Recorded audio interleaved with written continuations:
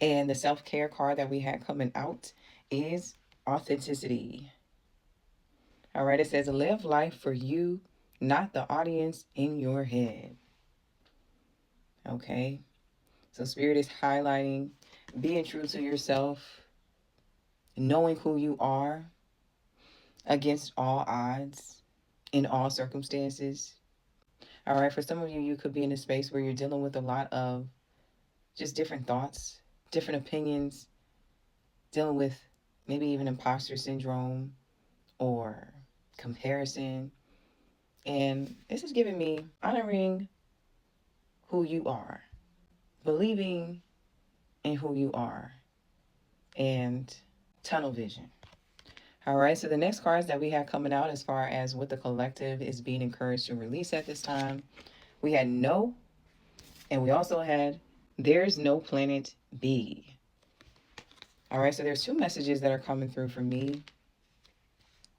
And for some of you, I feel like this is releasing the belief that there is limits in your life.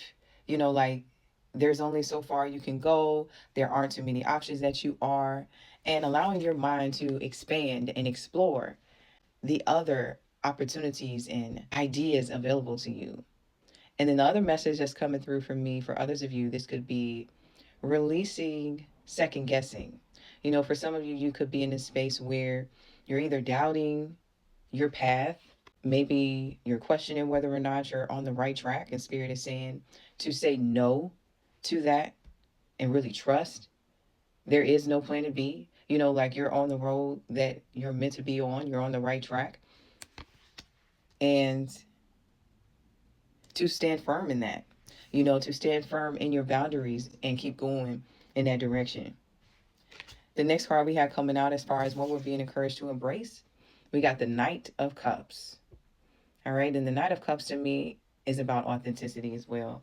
Really listening to what it is that your heart is telling you, trusting your intuition, tapping into your creativity and harnessing your gifts, doing what it is that lights you up, that keeps your candle lit, your internal flame. At the bottom of the deck, we had the Hangman. Underneath that, we had the Wheel of Fortune. So to me, this is all about perspective. This is an encouragement to shift state of mind, continue to have faith and focus on yourself. All right, because we got the Nine of Pentacles here behind the Wheel of Fortune, the King of Cups, and the Judgment. So I feel like this is also in alignment with emotional and financial security. You being in a space where things are growing for you and fine tuning that, staying committed to that, being sure of that, and being at peace with that.